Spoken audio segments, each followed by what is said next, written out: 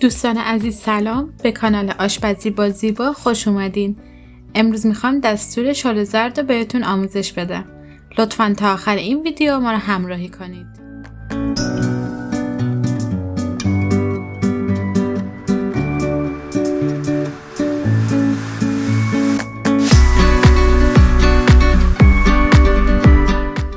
خلال بادام ها رو داخل نصف لیوان گلاب برای 2-3 ساعت خیس کنید. 1 لیوان برنج رو از 1 شب قبل شستم و داخل 8 لیوان آب گذاشتم تا خیس بشه. حرارت گاز رو زیاد میکنم تا آب برنج جوش بیاد. بعد بهش چند تا هل اضافه میکنم و بعد شعله گاز رو کم کنید تا آروم آروم برنجتون بپزه.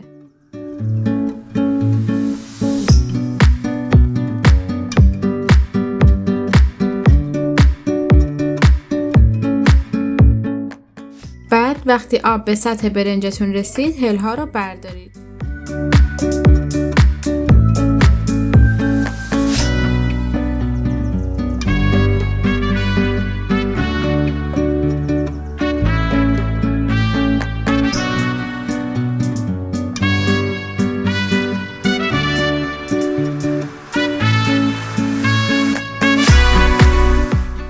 وقتی برنج خوب پخته شد خلال بادوما رو بهش اضافه میکنم.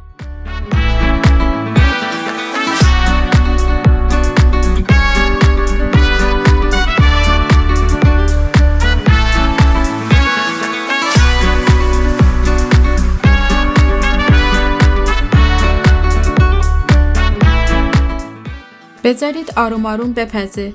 وقتی به غلظت دلخواهتون رسید بهش شکر رو اضافه کنید و مداوم هم بزنید تا ته نگیره.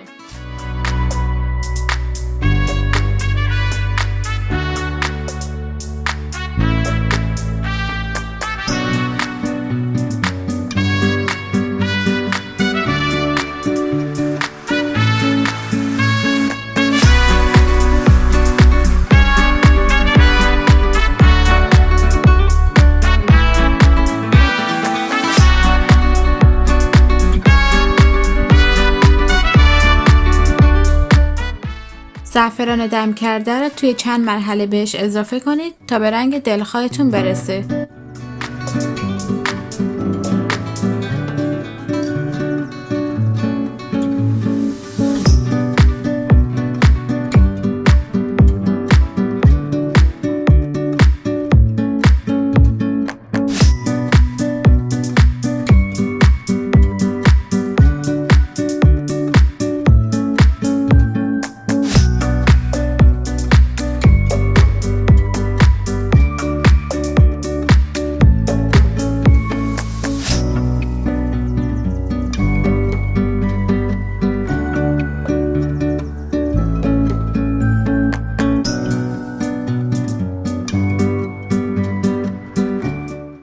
بهش 2 قاشق غذاخوری کره رو اضافه میکنم تا باعث خوش‌طعم شدنش بشه. وقتی کره آب شد 1 قاشق غذاخوری روغن میریزم تا شال زردمون براق بشه.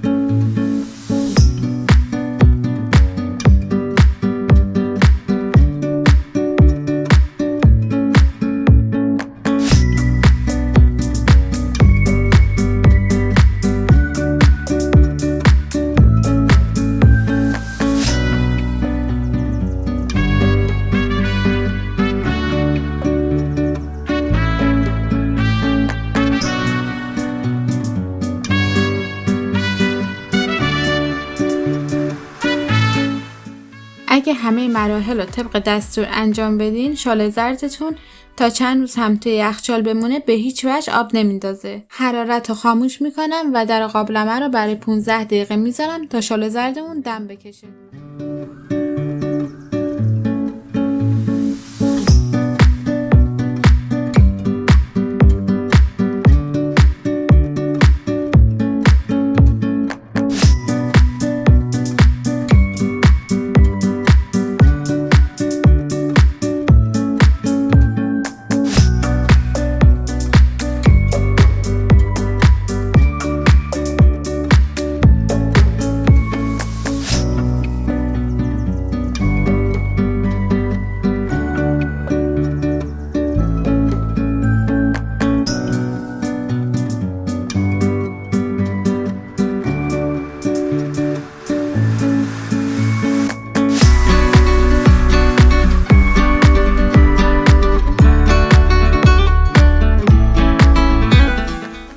بفرمایید دوستان، شل زرد ما حاضر شده.